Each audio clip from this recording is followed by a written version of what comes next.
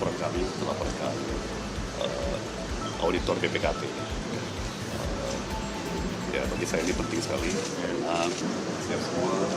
Ya, siang teman-teman media, saya hari ini di sini di kantor Ombudsman bersama penasihat hukum saya Pak Ari, Pak Gito dan Mas Said untuk menghadap pada pejabat Ombudsman yang terkait yang berwenang soal laporan kami melaporkan auditor BPKP.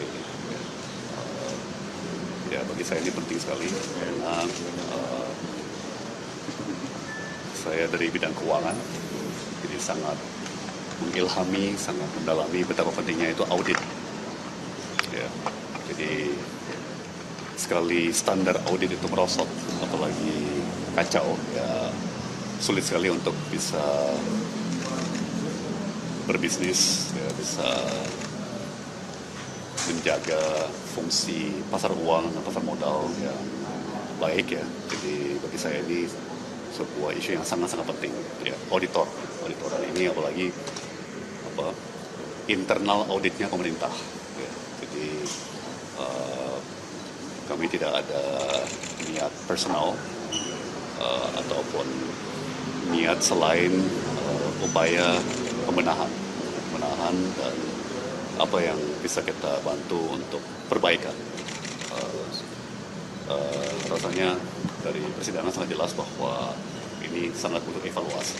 Jadi jangan sampai kita lakukan yang namanya pembiaran. Ya, tidak bisa kita biarkan. Ya, ini layak kita angkat dan layak kita sisihkan waktu dan tenaga ya untuk bekerja sama dengan pengawas atau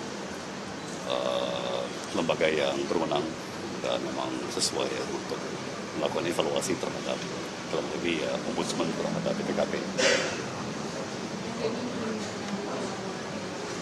Betul, jadi kan penasihat hukum saya sudah mendaftarkan laporan kami dan hari ini kami menindaklanjuti.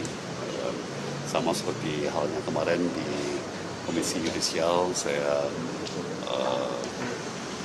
mengajukan permohonan ke penasihat hukum saya agar saya sendiri bisa hadir langsung ya, saya pribadi bisa hadir untuk menunjukkan keseriusan dan komitmen pribadi saya terhadap persoalan ini.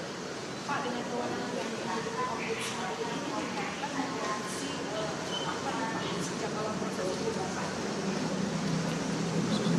ini kan fokus khusus proses audit BPKP terhadap hitungan kerugian negara yang dituduhkan dalam perkara saya. Ya. Jadi harus diakui kan kemarin dalam persidangan sudah ada kemajuan. Ya. Majelis Hakim membatalkan tuduhan kerugian negara 370 miliar ya, kira-kira. Dari tadinya kerugian negara yang dituduhkan 578 miliar menjadi 194 miliar. Ya. Tapi sekali lagi sebagai orang yang berkarir di bidang keuangan dan pernah di bidang kebijakan, saya yakin sekali bahwa tidak ada kerugian negara. Ya. Dan di samping hasil akhir daripada audit yang sangat penting kan prosesnya. Kita bisa memaafkan kalau ada hasil yang keliru, kalau prosesnya baik. Ya, kalau prosesnya baik, profesional, ya, dilakukan dengan tepat, ya, sesuai standar-standar yang layak. Ya. Kalaupun auditnya keliru, kita bisa mengerti. Ya. Tapi kalau prosesnya kacau balau, ya, apalagi nanti hasilnya juga kacau, itu saya kira sebagai profesional tidak mungkin kita biarkan begitu saja. Ya. Sekali lagi tidak ada sentimen, emosi apapun. Ya. Kita justru 100% punya niat konstruktif, positif. Ya. Saya tetap mengapresiasi, ya, saya sangat berterima kasih atas langkah yang diambil oleh Presiden dan DPR ya, terkait audit saya. Dan saya berharap bahwa tindakan kami, tim penasihat hukum dan saya bisa dilihat sebagai upaya konstruktif ya, sebagai upaya konstruktif.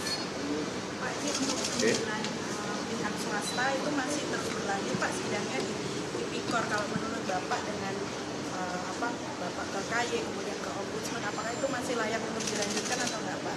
Wah, itu rasanya belum waktunya untuk saya mengomentari ya. Eloknya, etikanya, mungkin saya mau beri ruang dulu pada pemerintah, pada pejabat yang terkait ya untuk mengomentari hal itu pada saat ini ya. Ya, cukup. Baik, terima kasih semuanya.